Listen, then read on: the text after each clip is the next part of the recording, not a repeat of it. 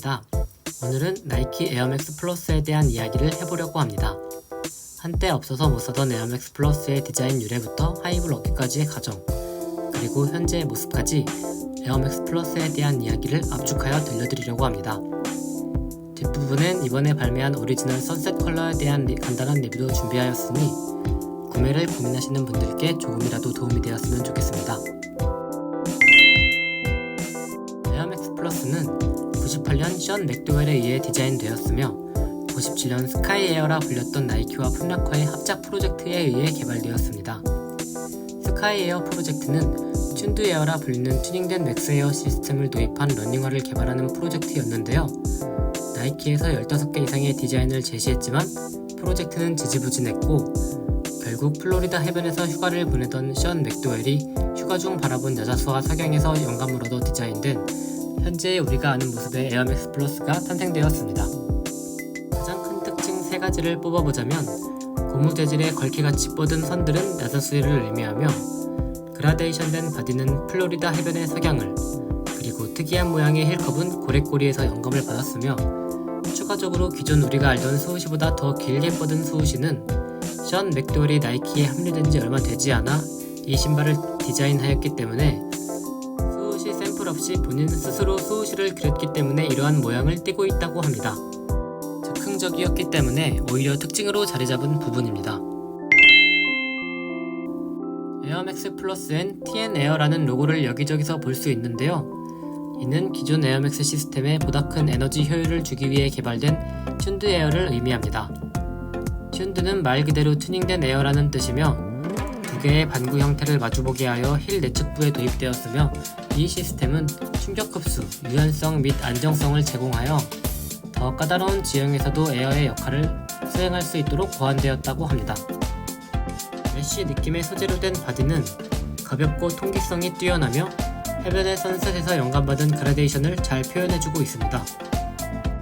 개발 당시 이러한 에어맥스 플러스의 특징들을 잘 나타내기 위해 공정 과정에서 상당한 노력을 기울였다고 합니다.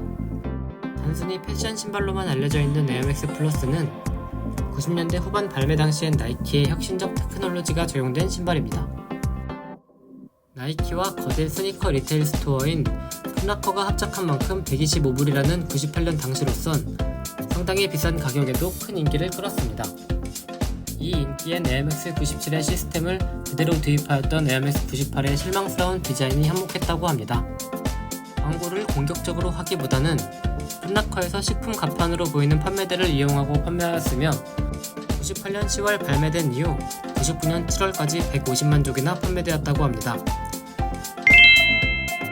이후 에어맥스 플러스는 나이키가 가장 잘하는, 잊혀질 때쯤 한 번씩 하는 재발매를 통해 종종 얼굴을 비추다가 2015년 천재 뮤지션 프랭크 오션이 오리지널 컬러를 신는 사진이 공개되며 다시 화제를 일으켰고 우리나라에선 2016년도에 뮤지션 우혁이 신은 사진이 공개되며 큰 인기를 끌기도 했습니다. 2018년도엔 NBA 선수 길버트 아레나스가 매버릭스와의 경기에서 하이퍼블루 컬러를 신고 뛰어서 화제가 되기도 했습니다. 이후 2020년엔 슈프림과 2023년엔 콜드웰과 콜라보를 진행하기도 했었고 올해엔 파타, FC 바르셀로나와 함께한 트리플 네임 제품 발매와 함께 25주년을 기념하는 컬러링이 출시되기도 했으며 무엇보다 오늘 리뷰로 다뤄볼 가장 아이코닉한 오리지널 컬러링인 선셋이 재발매되었습니다. 올해 8월에 발매된 선셋 컬러입니다. 먼저 박스를 살펴보면 나이키의 가장 평범한 박스가 적용되었는데요. 2018년도에 발매됐던 오리지널 컬러링 3가지의 박스와 비교해보면 아쉬운 부분이 아닐 수 없습니다. 2018년도 발매 버전의 패키징은 상당히 특별했습니다. 가장 대표적인 오리지널 컬러링 3가지의 박스를 연결하면 에어맥스 플러스의 상징이라고 할 수 있는 패턴이 완성되는 방식으로 발매되었었습니다. 그리고 2018년도 버전엔 스카치가 담겨있는 속지부터 아치 서포트까지 포함되어 있었는데요. 이번 발매 버전은 그냥 평범한 박스와 속지에 패키징 되어 있었습니다. 어떻게 보면 다운그레이드 된 것 같은 부분은 아쉬운 느낌이었습니다. 컬러감은 2018년도에 발매한 버전보다 훨씬 밝습니다. 2014년도에 발매된 버전에 가까운 컬러이며 98년도 오리지널 컬러에 보다 유사한 컬러링입니다. 18년도 버전은 피멘토로 불렸으며 주황색에 더 가까운 색입니다. 다만 앞서 언급한 대로 패키징이나 인솔 디테일은 18년도 버전이 더 좋았는데요. 이번에 발매된 제품은 오리지널 컬러링에 대한 복각에 더 큰 의미를 두면 좋을 것 같습니다. 패키징과 인솔 디테일 외의 나머지 부분은 기존에 발매했던 제품과 동일해 보이는데 노란색에 가까운 밝아진 컬러링이 오히려 눈길을 사로잡는 것 같습니다. 에어맥스 플러스는 사이즈가 약간 까다로운 신발로 유명한데요. 사이즈에 대한 팁을 간단히 드리자면 발볼과 발등이 좁게 나와서 발볼이 좁으신 분들이 아니라면 5업, 발볼이 넓거나 발등이 높은 분이라면 10업 정도는 해야 넉넉하게 신을 수가 있습니다. 미드솔 재질이 PU로 되어 있어 보관 방법에 따라 오랜 시간이 지나면 가수분해가 올 수 있으며 재질 특성상 약간 무겁습니다. 하지만 착화감은 에어맥스 95나 97에 비하면 확실히 편합니다. 에어맥스 플러스의 오리지널 컬러, 그 중에서도 가장 인기가 많은 선셋 혹은 타이거로 불리는 검록 컬러가 2018년 이후 6년 만에 재발매되었는데요. 트렌드가 변함에 따라 인기는 예전보다 시들한 느낌입니다.